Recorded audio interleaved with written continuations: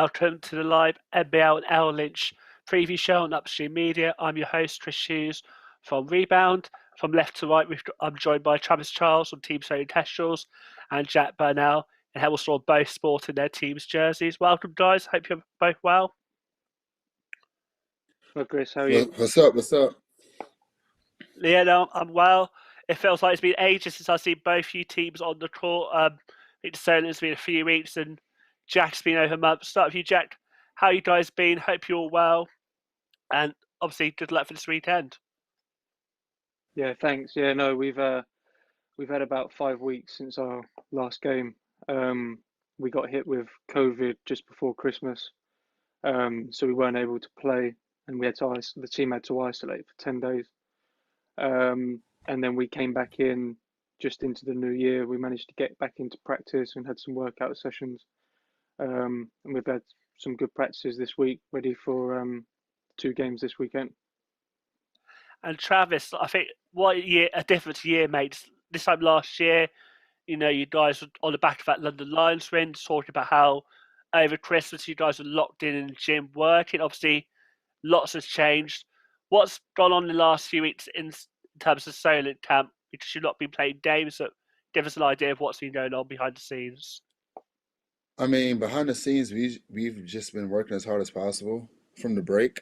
Obviously, given the COVID restrictions that the government has been handing out. Obviously, I think Southampton at one point was like tier 3 or something like that. I'm not too familiar with the tiers, but I think now we're tier 4. Well, like London, like the cities were tier 4 first. So obviously, like our gym time stuff was limited. But I do feel that ever since that we've gotten our main sports complex back, it's been working. Things have been well, individual workout wise, team wise. Guys are getting our rhythm back. That's just the key because I mean, last year I was just talking to the guys last weekend. My sister has shared a Facebook post, and last year before Christmas break, we played a total of preseason, cup, and regular season. We played a total of 19 games. This year was just 7. So it's like we were 13-0, 14-0, and just 4-0. So it's like, I get it. It's health and safety. It's one of those things where you just got to control what you can control, and that's about it. I think that's very true. I think you can't look too much outside. I think especially with basketball, you mentioned that tiers. At the end of the day, it's about what facilities are open, what we're doing, and obviously basketball's brought the weekly test. Does that help for you guys? Jack, obviously, Hemel has been hit with COVID. I've certainly been quite fortunate. It's been the other teams who've had to cancel. What's it been like as a team, sort of having to go through that as a team, being directly affected by COVID? Yeah, it was tough. I mean, I was the one that started it all. I think. Well, me and Bodie were the ones that we actually had we tested positive and we actually suffered a bit from it. So, I mean, it's been tough, obviously, because we had to isolate for 10 days. We weren't allowed to, leave the house or anything like that. And when we're trying to stay in shape and things like that, and try and keep healthy and keep going, it was tough. And I mean, I had three days where I was, pretty bed bound and couldn't do much, didn't have much energy or appetite, and had a few of the symptoms and what have you. And then after the isolation, we had some individual workouts, and it was hard getting back into it. I mean, it's like anything. Once you take a bit of a break, it always hinders a bit on your conditioning and things. So it was tough getting back into it. But once we had got everyone back together and we'd got over that isolation and stuff, it was, we got back on track. And we've had 2 weeks of practice leading up to these games, so we should be good to go now. Yeah, I'm here. Fingers crossed, toes crossed, touching wood, everything. Just last weekend, in terms of the league and basketball, England, there weren't many games. I think it was like you count them on a hand. Whereas this weekend, we've got a lot of double headers. We've got the trophy, we've got the league. Hopefully, there'll be a lot of basketball to cover. And I feel like in last week, a lot's happened. So obviously, before we hit your games against each other, and obviously your other games. I thought we'd talk about what's happened in the last 7 or 8 days. Obviously, we got the BBL Trophy, got AJ Roberts turn lead, and I know Solar had a scrimmage. I thought we'd start with Travis. You guys didn't play a game as such last weekend, but I saw from Ian Smith's Instagram that you went to Bristol. What was that scrimmage like as in terms of preparing for what's to come? It was great. It was great in terms of just us playing against a good team. Obviously, Bristol's added the two GB international guards that are I may not pronounce his name right. Okafor, Teddy Yep. Okafor, Let's call him and Teddy. That's one of and the easiest things. Teddy, and the lefty. I forgot the lefty guy's name, but Ben he Mockford. good. Right. Yeah. So it was a bit like it was rust, obviously, because I mean we weren't playing or practicing as much. We started picking it up towards last week, and it was good. And they had they outmatched us physically, but nonetheless, it was a good game on our end. On their end, they ended up win. But it was good because now it gave us that hunger to really open up just our eyes to from last year in the BBL trophy, what we want to accomplish and further, and obviously within our league and in the Lynch trophy. So it's one of those things where it really, like, I see in practice speak, like everything was a step higher in terms of guys intensity and workouts, practice, every little thing that you've seen was like a step up. So I'm glad that we had that game because I don't think we've gotten so much better within this week alone, just from one in season scrimmage, I guess you could call it. And for me, I'm really looking forward to BBL Trophy, obviously, because obviously it gets you guys on the court against BBL. You get to see how you guys match up. And also, I think it's really exciting to watch BBL this year. And maybe playing Bristol, you got a taste of it. But do you definitely feel that that Bristol side's a lot more stronger than the side you faced last season and the space side you watched last season? Oh yeah, without a doubt. So last they were a team that was predicated off of the Thomas backcourt. They both got 18 to 20 a game. It was one of those things where they're scoring guards. So scoring, their first option is to shoot, the second option and the third option is to pass. And it's no like disrespect to their game. Those guys are talented scorers, and that was their offensive construct last year. And I think they had Lamp was their point guard, so his job was really just to put those guys, give them a sweet spot, and watch them go to work. And then with their front court just got a lot of. Sometimes they'll get inside touches, but for the most part, they get offensive rebounds. This year with Mockford and Okafor, you can tell that. And they have the American wing. He's a talented player as well.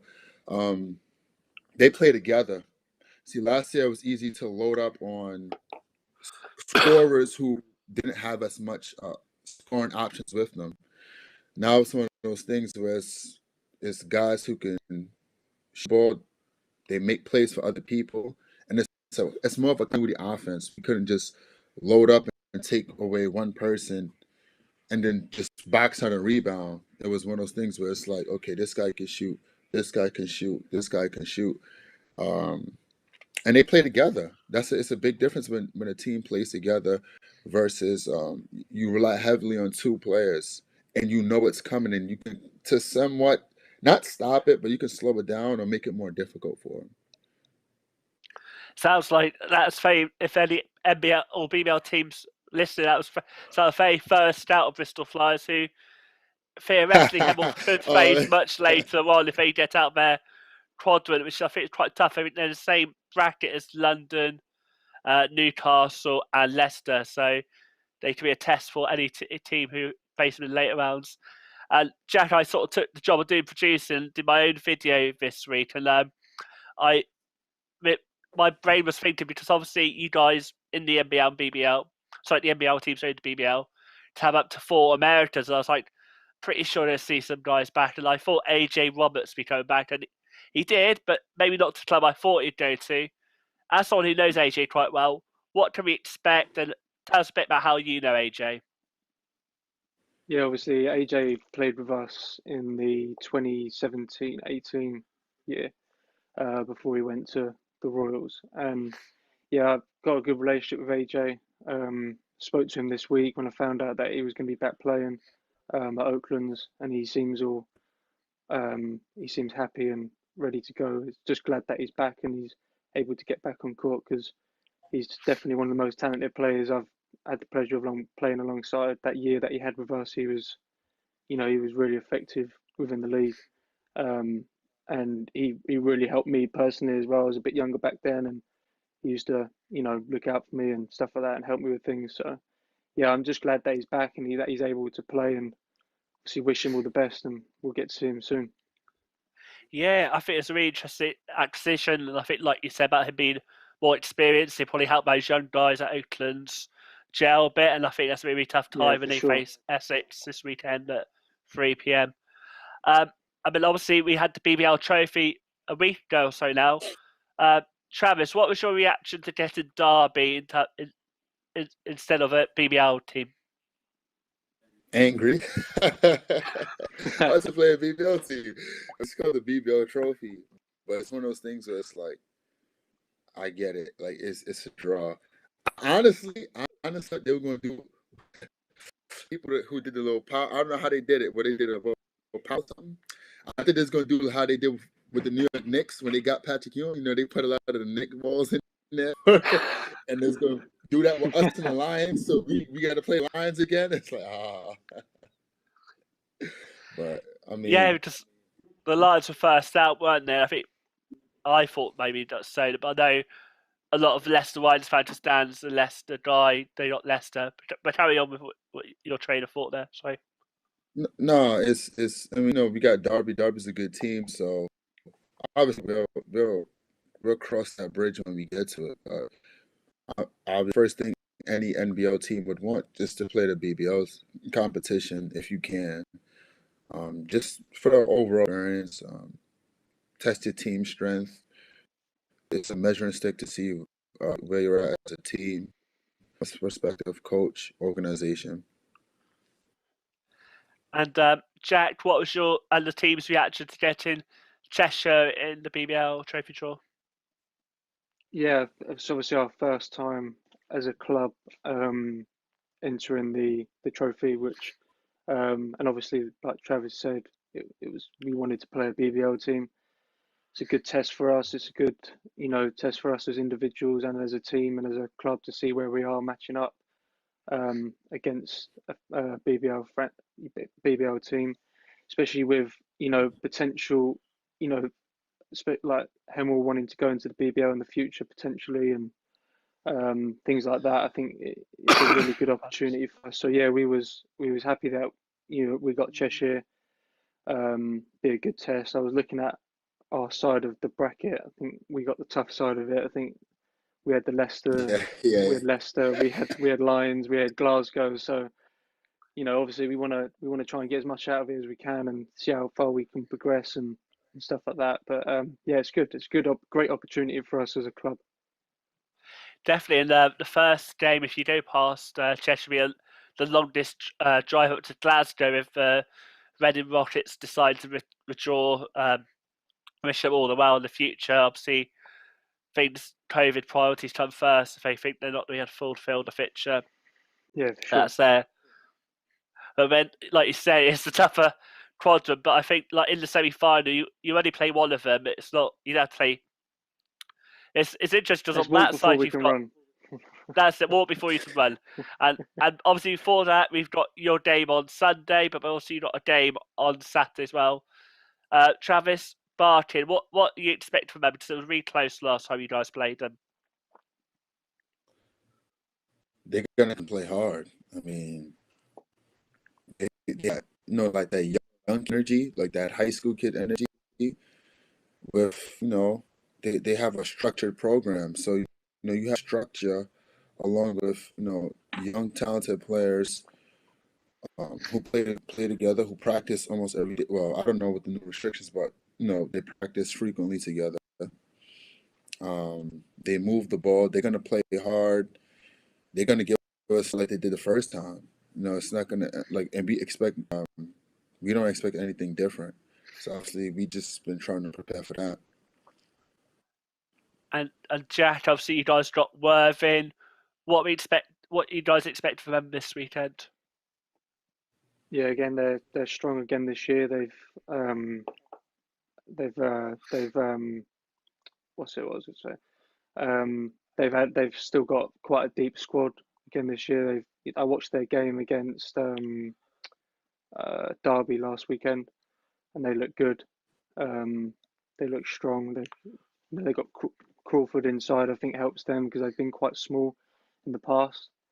So adding him inside is definitely going to support them. Obviously, they've got Cam and Tom Ward, Zaire, those guys. So yeah, it's going to be a tough test, but we've prepared for them in practice this week. We've scouted them and put ourselves in a position to be able to play well and stuff. So hopefully, all being well, we should be able to. And then obviously we have to then focus on Solent on Sunday in the quarterfinal. So yeah, it's tough first weekend after not playing for 5 weeks, but yeah, it should be good. Yeah, no, I say before we were talking about how you guys prepare like meals like before, but what I always find quite interesting, but double-header weekends, they take a lot more out of you. Does your preparation change because when you've got a double-header against? Do you go light in the gym the week before? What are some of the considerations you make before going to double-header weekend, Jack? I wouldn't say we do anything different. I mean, we especially with not having as much with the COVID situation, and we didn't have a facility to practice for a bit. So we had that time off. So I think for us it's been a bit getting back in, getting everyone back in, getting everyone back on the same page, getting our conditioning going and preparing mentally a bit. But yeah, I think that's all it's been for us is just working hard in practice and getting up and down as much as we can and just getting the groove again and then obviously doing our bit as Travis said with scouting and stuff like that and making sure we know what we're coming up against this weekend. And Travis, does the preparation change for you guys if you're got a double-header weekend, or is it business as usual? It's pretty much business as usual. On my end, I just obviously with COVID now, I used to I enjoy coaching the kids. So now that I'm not coaching the kids and stuff like that, or stopping by helping different teams during the week, since I know we have two games, I know the coaches are going to do their best to cover both, but put an emphasis on the first one because you just can't overlook an opponent. So on my end, I would do some back scouting on the second team and just and put a bug in the guy's ear like focus on this game, but let's also some notes, just like homework or anything else. I mean, we've been in college where you got to take 4 or 5 classes and you got 2, 3 tests in 2 days or on the same day. So I mean, this is nothing. This is a game. So the only thing that I would change, not necessarily change, but just add a little bit differently, adding some more my own personal notes on the second team that we're playing because I know our coaches are going to do their part in covering that first game. And to say it's good for you guys to be back. I'm really looking forward to seeing you. I'm sure your respective fans are. And as you mentioned, who you guys are facing, but in the rest of the league, obviously the first game is at Team St. Eshel's Barking or BA London Lions. They're now called at 2:30. There's also Loughborough Thameside Cavaliers at the same time. And at 3, it's Leicester versus Derby and Essex versus Oakland, which you sort of just mentioned a little bit before. And then the last game of the day, which obviously Jack's game, Hemel versus Worthing. Look at those fixtures, guys. What games stand out for you? I'll repeat them again. So it's Loughborough TBC, Leicester Derby, Essex Oakland, or even your 2 games we just mentioned. Yeah, I think the Loughborough TVC game should be a good test. Don't think they've matched up this year. our last game actually was against Thames Valley before we went into isolation, and that was a tough game. They've got a deep squad again this year.